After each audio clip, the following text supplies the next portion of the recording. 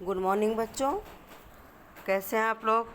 बच्चों आज हम आपको पढ़ाएंगे पाठ 8 सर्वनाम। बच्चों इस पाठ में हम पढ़ाएंगे सर्वनाम की परिभाषा, सर्वनाम के भेद। ठीक है, तो सर्वनाम का मतलब क्या होता है? सबका नाम। ठीक, देखिए इसमें लिखा है मान्या मान्या के मम्मी पापा के साथ पार्क में गई। मान्या मान्या के साथ मान्या की पालतू बिल्ली पूसी को भी ले गई। पार्क में मान्या ने एक फव्वारा देखा जो बहुत सुंदर लग रहा था। मान्या बहुत खुश हुई।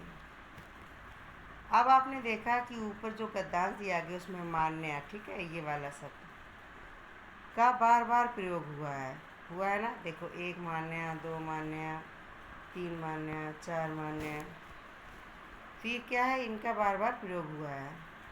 अब हम गद्यांश को इस प्रकार पढ़ते हैं। मान्या अपने मम्मी पापा के साथ पार्क गई। यहाँ मान्या के मम्मी पापा दिया गया।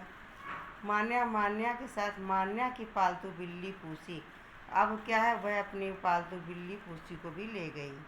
पार्क में उसने एक फव्वारा देखा जो बहुत सुंदर लग रहा था। वह बहुत खुश हुई। अब आपने यहाँ देखा संज्ञा शब्द क्या है? यहाँ पे मान्या, और ये संज्ञा शब्द का बार बार प्रयोग हुआ है। ठीक है, एक बार, दो बार, तीन बार, चार बार। तो जो शब्द संज्ञा के स्थान पर प्रयोग किए जाते हैं उन्हें सर्वनाम कहते हैं। ठीक, संज्ञा के स्थान पर प्रयोग किए जाने वाले शब्द सर्वनाम कहलाते हैं। तो यहाँ पे सर्वनाम क्या है? अपने, वह, अपनी, उसने आदि शब्द। ठीक, सर्वनाम के भेद, तो सर्वनाम के 6 भेद होते हैं। पूर्वस्वाचक सर्वनाम, निश्चयवाचक सर्वनाम, अनिश्चयवाचक सर्वनाम, प्रश्नवाचक सर्वनाम, संबंधवाचक सर्वनाम और निजवाचक सर्वनाम। आगे हम इसके आपको भेद पढ़ाएंगे। तो देखिए बच्चों, इसमें है सबसे पहले पुरुषवाचक सर्वनाम। पुरुषवाचक सर्वनाम क्या होते हैं? जो सर्वनाम बोलने वाले, सुनने वाले तथा किसी अन्य व्यक्ति पुरुष के लिए प्रयोग किए जाते हैं। ठीक है, जो बोलने वाले के लिए, सुनने वाले के लिए या किसी अन्य व्यक्ति के लिए प्रयोग किए जाते हैं। इस समय पुरुषवाचक सर्वनाम मैं भी हूँ क्योंकि हम बोल रहे हैं। ठीक है, आप लोग हैं क्योंकि आप लोग सुन रहे हैं। तक किसी अन्य व्यक्ति मतलब जो दूर, ना आप है ना हम हैं, जैसे यह है वह आदि। ठीक, तो ये उत्तम पुरुषवाचक। अब ये पुरुषवाचक के भेद हैं। ठीक है, उत्तम पुरुषवाचक, मध्यम पुरुषवाचक और अन्य पुरुषवाचक। तो हमने आपको बताया था कि जैसे अब मैं के शब्द के लिए प्रयोग होगा, मैं आइसक्रीम खाऊंगा, मैं तुम्हें पढ़ा रही हूँ, मतलब ये खुद के लिए। तो यहाँ पे ये हो गया उत्तम पुरुषवाचक। मध्यम क्या होता है? जो बीच का, मतलब जिसको हम मध्यम बनाएं। अगर जो हम बात कर रहे हैं तो आप उसको सुनेंगे तो आप हमारी मध्यम हो गई, तो ये मध्यम पुरुषवाचक। अन्य पुरुष में क्या? वह पढ़ रहे हैं, ना हम है ना तुम है, ये क्या है? ये तीसरा यानी कि अन्य पुरुषवाचक सर्वनाम है। अब पुरुषवाचक सर्वनाम मैं में कैसे प्रयोग होता है? तो कर्ता में एक वचन में मैं, मैंने, बहुवचन में हम, हमने, उसी तरह कर्म में मुझे और बहुवचन में हमें, करण में मुझसे और बहुवचन में हमसे, संप्रदान मुझे, मेरे लिए, बहुवचन में हमें, हमारे लिए। इस तरह मेरा, मेरी, हमारा, हमारे, मुझ में, मुझ पर, हम में, हम पर। संबोधन का कोई रूप नहीं होता है। ठीक है, इस प्रकार हमने पढ़ा सर्वनाम, पुरुषवाचक सर्वनाम। अब आते हैं हम तू पे। ठीक है, तू मतलब मध्यम पुरुष वाला। तो कर्ता में तू, तूने, और बहुवचन में तुम और तुमने का। अब देखिए इसमें कर्म में तू का क्या होगा? तुझे, तुझको, तुम्हें, तुमको, तुझे, तेरे लिए। अपादान में तुझसे, तुमसे, वो तेरा, तेरी, तेरे। हमारा, तुम्हारा, तुम्हारी क्या है? संबंध बता रहे। अधिकरण में तुझ में, तुझ पर, और तुम में, तुम पर। संबोधन में इसमें भी कोई रूप नहीं होता है। अब क्या है? इसी तरह पुरुषवाचक सर्वनाम वह, तो वह, उसने, वे, उन्होंने, उसे, उसको, उन्हें, उनको, उससे, उनसे, यानी कि यहाँ एक वचन का रूप आ जाएगा, यहाँ बहुवचन का।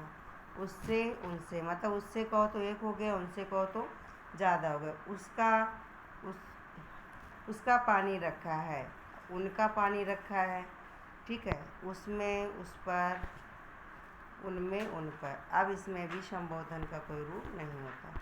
अब आते हैं देखो बच्चों मुद्दे पे, ठीक है। अब हम पढ़ेंगे निश्चयवाचक सर्वनाम। निश्चयवाचक सर्वनाम में क्या होता है, कोई व्यक्ति, वस्तु, स्थान या निश्चित होती है। जैसे यह, वह, वे, इन्हें, यह मेरी किताब है, मान लो ये मेरी पतंग है, ठीक है, ये। तो जब हमने पतंग बनाई तो यह मेरी पतंग, ये निश्चित हो गई कि ये मेरी पतंग है, ठीक है। अनिश्चयवाचक में क्या होता है, जो सर्वनाम शब्द किसी वस्तु, स्थान या घटना का निश्चित नहीं कराते हैं वो अनिश्चयवाचक सर्वनाम कहलाते हैं। ये हो गया निश्चय। निश्चय अनिश्चय में क्या था, जैसे कोई, कुछ, किसी, ठीक है, देखो कोई, कुछ, किसी, किन्हीं आदि, मतलब इसमें कोई निश्चित नहीं हो पा रहा है कि ये क्या है। जैसे कोई दरवाजे पर खड़ा है, दाल में कुछ गिर गया, तो ये पता नहीं चलता, ठीक। प्रश्नवाचक में क्या है, जो सर्वनाम शब्द किसी व्यक्ति, वस्तु के विषय में प्रश्न पूछे, ठीक। जहाँ भी प्रश्न की बात होती है तो वहाँ प्रश्नवाचक सर्वनाम होता है। जैसे कौन, कब, क्या, कैसे आदि। यहाँ पर क्या तथा कैसे शब्दों से प्रश्न पूछने का बोध होता है, ठीक है। संबंधवाचक क्या होता है, जो एक दूसरे से संबंध रखते हों। जो सर्वनाम शब्द किसी व्यक्ति, वस्तु अथवा घटना का संबंध किसी अन्य व्यक्ति, वस्तु अथवा घटना से प्रकट करते हैं वो क्या कहलाते हैं, संबंधवाचक। मतलब एक दूसरे से संबंध होता है। जैसे कि ये जोड़े से आते हैं, जैसे जिसे, उसे, ठीक है। जिसे बुलाओगे, उसे, जिसे बुलाया, ठीक है, उसे आना ही पड़ेगा। जो बोएगा सो पाएगा, जैसी करनी वैसी भरनी, जिसकी लाठी उसकी भैंस। इस प्रकार क्या देखेंगे हम कि ये जो जैसी, वैसी, जैसा, वैसा, ये सब घटना से जोड़ रहे हैं, मतलब ये इनमें आपस में संबंध बता रहे हैं, तो ये होता है संबंधवाचक सर्वनाम। अब देखते हैं निजवाचक। निज मीन्स होता है खुद, ठीक है। जैसे कहते हैं हमारा निजी मामला है, खुद का मामला है, तो ये पे निजी, निजवाचक सर्वनाम के ये क्या, अपना, खुद, स्वयं, अपने आप, ये सब हैं इसके पर्याय, ठीक है। जो सर्वनाम शब्द निज अर्थात स्वयं के लिए प्रयोग होता है वो निजवाचक सर्वनाम कहलाते हैं। जैसे यहाँ पे अपना, खुद, स्वयं, अपने आप दिया गया है, तो मैं अपना काम स्वयं कर लूँगा, मैं अपने आप चला जाऊँगा, तो ये सारे क्या हुआ, ये हुए आपके निजवाचक सर्वनाम, ठीक है।